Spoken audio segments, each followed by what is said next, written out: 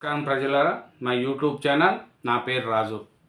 ఆంధ్రప్రదేశ్ రాజధాని అమరావతి.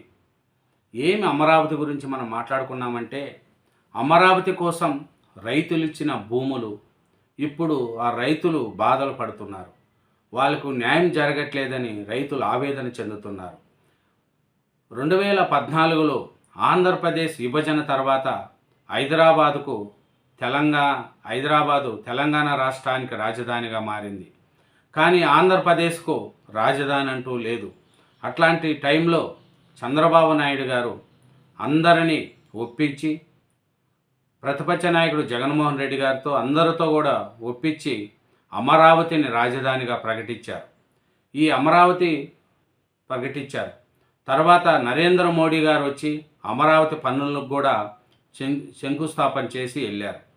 అట్లాంటి అమరావతి తర్వాత చంద్రబాబు నాయుడు గారు సచివాలయం, అసెంబ్లీ అన్నీ తాత్కాలిక భవనాలు కొన్ని డెవలప్మెంట్ చేసి అన్ని విధాల చూసుకుంటూ పోయారు.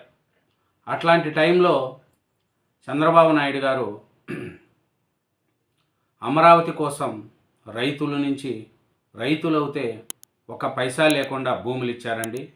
2014లో ఆంధ్రప్రదేశ్కి అమరావతి రాజధాని లేదు అనే టైంలో, అట్లాంటి టైంలో చంద్రబాబు నాయుడు గారి మీద నమ్మకంతో 29,000 రైతులు 33,000 ఎకరాల భూములు ఇచ్చారండి. ఒక్క రూపాయి తీసుకోకుండా ఇచ్చారు. కానీ అప్పుడు వాళ్ళు ఇచ్చిన ఆనందం ఈ పొద్దు వాళ్ళకు ఆవేదన చెందుతున్నారండి. ఎందుకు చెందుతున్నారు ఏమంటే, భూములు ఇచ్చిన వాళ్ళే ఈ పొద్దు చాలా ఇబ్బందులు పడాల్సి వస్తుంది. అదే అనేది కూడా రైతుల్లో చాలా ఉన్నారండి. ఎందుకంటే చూడండి, 27 గ్రామాల నుండి సుమారు 53,748 ఎకరాల భూమిని సేకరించాలని లక్ష్యంగా పెట్టుకునింది. కానీ ఈ పథకం ద్వారా దాదాపు 33,733 ఎకరాలు వచ్చాయి. కానీ చాలామంది రైతులు పాల్గొన్నారు. ముఖ్యంగా పెనుమాక మరియు ఉండవల్లి నుండి కొందరు పరిహార రేట్ల గురించి ఆందోళన వ్యక్తం చేశారు. చాలామంది చేశారండి. అది అమరావతి చూస్తే విజయవాడ నుంచి 16 కిలోమీటర్ల దూరంలో ఉన్న ఎలగపూడిలో తాత్కాలిక ఆంధ్రప్రదేశ్ సచివాలయం నిర్మాణం అక్టోబర్ 3, 2016న 230 కోట్ల బడ్జెట్తో పూర్తయింది.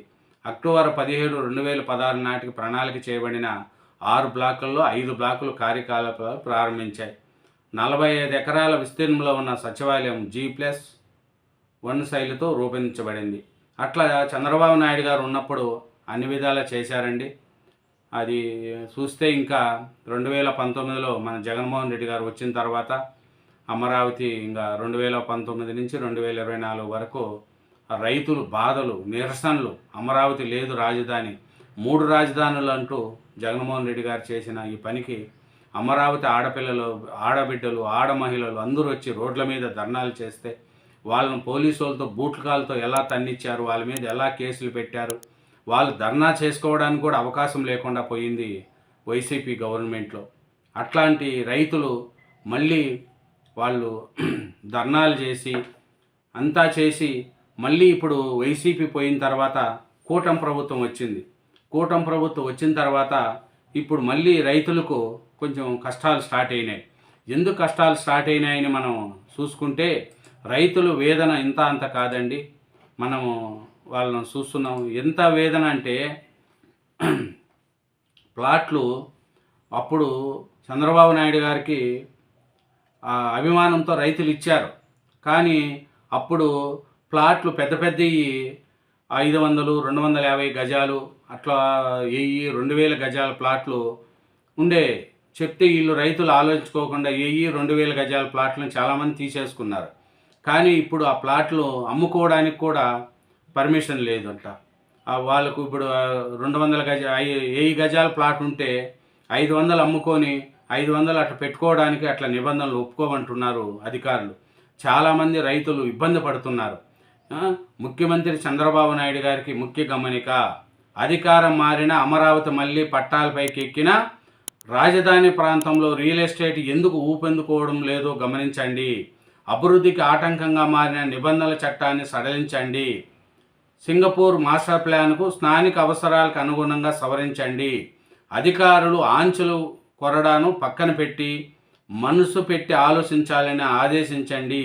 ఇంతటి ఆందోళన కారణమవుతున్న సమస్య ఇదే. చూడండి, పాపం సింగపూర్ దాని మీద చెప్తున్నారు కానీ ఇక్కడ జరిగిన అన్యాయం గురించి ఏం చేయలేదు. ఇప్పుడు ఎలా ఉందంటే చూడు, విభజించుకోలేక విక్రయించలేక రైతులు ప్లాట్లు 1000-2000 గజాల ప్లాట్లను కొనేవారు ఎవరు? నేడు అవగాహన లేక పెద్ద ప్లాట్లు ఎంచుకున్న రైతులు 1000 గజాలు 2000 గజాల ప్లాట్లు ఎవరు కొనట్లేదంట. ఇప్పుడు వాళ్ళ రైతులు ఏం చేయాలి? 250 అట్లా అమ్ముకోవాలంటే సిఆర్డిఏ వాళ్ళు నిబంధనలు లేవు, ఒప్పుకోమంటున్నారంట అధికారులు. ఆ రైతులు పాపం పొలాలు ఇచ్చి వాళ్ళకి ఈ పొద్దు ఎన్ని బాధలో చూడండి. 2019 నుంచి 24 వరకేమో జగన్మోహన్ రెడ్డి గారు వాళ్ళతో ఆడుకున్నారు, వాళ్ళని ఇబ్బంది పెట్టారు. ఇప్పుడు చంద్రబాబు నాయుడు గారు వచ్చారులే మంచిగా జరుగుతుంది అనుకుంటే ఈ ప్లాట్లు అమ్ముకోవడానికి కూడా వీలు లేకుండా అధికారులు అడ్డపడుతున్నారనేది రైతులు చేస్తున్నారండి. ఎందుకంటే చూడండి, నాడు అవగాహన లేక పెద్ద ప్లాట్లు ఎంచుకున్న రైతులు నేడు విభజనకు నిబంధనలు ఒప్పుకోనంటున్న అధికారులు, నగరం అందం పేరుతో అర్థం లేని ఆంక్షలు, సంక్లిష్టంగా మారిన సింగపూర్ మాస్టర్ ప్లాను, సీఎం జోక్యం చేసుకోవాలని రైతులు వినపము. చంద్రబాబు నాయుడు గారిని ఒకటే కోరుతున్నారు, సార్ మమ్మల్ని ఆడుకోండి, మా బాధలను వినండి. మేము 500 గజాల స్థలం ఉంటే అత్యవసరంగా డబ్బు అవసరమైనప్పుడు ఉన్న స్థలంలో సగం విక్రమించుకొని వచ్చిన సొమ్ముతో కష్టం తీరుతుంది. మరో 250 గజాల స్థలం మిగిలే ఉంది, ఇంకా సమస్య లేదు. ఇది ఎక్కడైనా జరిగేది ఇదే, ఎవరైనా అనుసరించే అత్యవసర ప్రణాళిక. కానీ అమరావతిలో ఇది కుదరదు.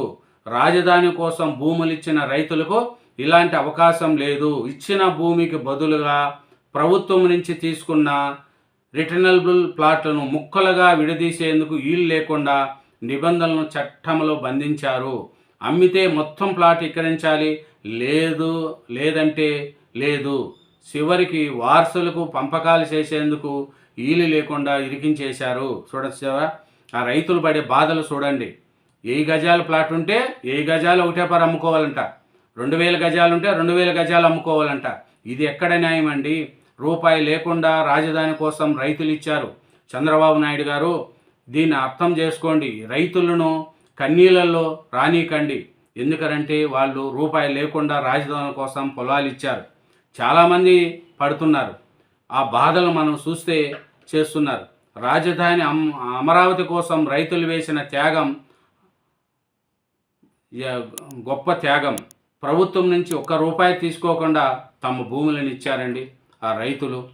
చూడండి, అట్లాంటి రైతులు ఈ పొద్దు వాళ్ళ పరిస్థితి ఎలా ఉందంటే మనం ఆలోచించండి. చాలా అద్మానంగా ఉంది. మనం ఏం చేయలేక పరిస్థితి అట్లా ఉంది. ఇప్పుడు ఆ రైతుల కోసం ఏం చేయాలా ఏమనేది కూడా మనం ఆలోచించుకుంటే వాళ్ళ పరిస్థితి ఏమీ అర్థం కాకుండా ఉంది. రైతులు చూడండి, అమరావతితో ఆటలా, మాకు న్యాయం కావాలని రైతులు ఆందోళన చెందుతున్నారండి. ఎందుకంటే అమరావతి కోసం 33,000 ఎకరాల భూమిని ₹1 లేకుండా ఇచ్చారు. ల్యాండ్ పూలింగ్ కోసం 29,000 రైతులు దీంట్లో చేశారు. కానీ ఇప్పుడు అమరావతిలో భూమిని వాళ్ళ ప్లాట్లు వాళ్ళు అమ్ముకోవడానికి కూడా అధికారులు ఒప్పుకోవట్లేదు. 2000 గజాలు ఉంటే 2000 గజాలు ఒకటే పర్ అమ్ముకోండి. ఎవరి స్థలం ఎక్కడుందో తెలియని పరిస్థితి. ఇన్ని రోజులైనా ఇంచుమించు చూడండి 10 సంవత్సరాలు దాటి వెళ్ళిపోయింది అమరావతి రాజధాని ఏర్పడి. చంద్రబాబు నాయుడు గారు 5 సంవత్సరాలు పరిపాలించారు, జగన్మోహన్ రెడ్డి గారు 5 సంవత్సరాలు పరిపాలించారు. కానీ ల్యాండ్ పూలింగ్ ప్రకటనపై రైతులు మండిపాటు పడుతున్నారు. మా ప్లాట్లు ఎక్కడున్నాయో ఏమీ తెలియట్లేదు. రాజధాని నిర్మాణాన్ని పూర్తి చేసి విస్తరణకు వెళ్ళాలని డిమాండ్ చేస్తున్నారు. ఉన్న మా ప్లాట్లు మాకు ఇవ్వండి, మాకు అవకాశాలు ఇవ్వండి అని రైతులు సరైన రోడ్లు లేకపోయినా ల్యాండ్ పూలింగ్ చేస్తామనడంపై ఆగ్రహం. ఒక కేంద్ర సంస్థ కూడా అమరావతిలో శంకుస్థాపన చేయలేదంటున్న రైతులు. సిడి యాక్సెస్ రోడ్డుతో పాటు కన్విటీ రోడ్లు వేయాలంటున్న రైతులు. రోడ్ల సౌకర్యాలు సరిగా లేవు అనేది కూడా రైతులు ఓపోతున్నారు. ₹1 ఆదాయం లేకుండా వాళ్ళు ఇన్ని రోజులు పొలాల మీద ఉంటారు. చంద్రబాబు వాటిని నమ్మి భూములు ఇచ్చామంటున్న రైతులు. ప్రభుత్వం మారినా తమ పరిస్థితులు మారలేదంటున్నారు రైతులు. భూములు అభివృద్ధి చేయకుండా పూలింగ్కి వెళ్ళడం ఏమంటున్నారు రైతులు. రైతులు బాధను చూస్తే మనకు ఎట్లా ₹1 అండి, ఎవరైనా ఇస్తారా భూములు? మరే చెప్పండి. అన్ని వేల ఎకరాలు ఇచ్చారంటే 33,000 ఎకరాల భూమిని ఒక్క రూపాయి లేకుండా రైతులు ఇచ్చారంటే ఆ రైతులకు మనం రాష్ట్రం ప్రజలందరూ కూడా రుణపడి ఉండాలి. కానీ ఇప్పుడు ఆ ప్లాట్లు ఎవరి స్థలం ఎక్కడుందో కూడా తెలియట్లేదు. ఇంటర్నల్గా రోడ్లు లేవు. అక్కడ అమరావతిని డెవలప్ చేసి పెద్ద పెద్ద బిల్డింగ్లు కడుతున్నారే తప్ప, కానీ పేదవాళ్ళకి కేటాయించిన ప్లాట్లలో వాళ్ళకి ఏమొస్తుంది, ఏమి పోతుంది అనేది కూడా ఏమి అర్థం కాకున్నది. అమరావతితో ఆటలా అని రైతులు కూడా చేస్తున్నారండి.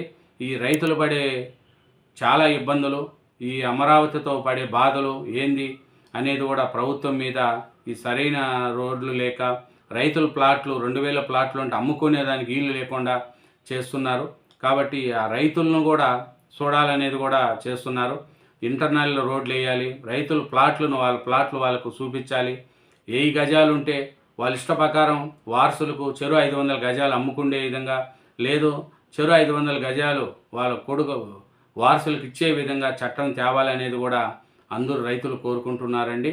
ఇలా భూములను అభివృద్ధి చేయకుండా పూలింగ్కి వెళ్ళడమేమంటున్నారు రైతులు. కాబట్టి చంద్రబాబు నాయుడు గారు, మిమ్మల్ని నమ్మి మేము భూమి ఇచ్చాము, ఇప్పుడు మా పరిస్థితి చూడండి.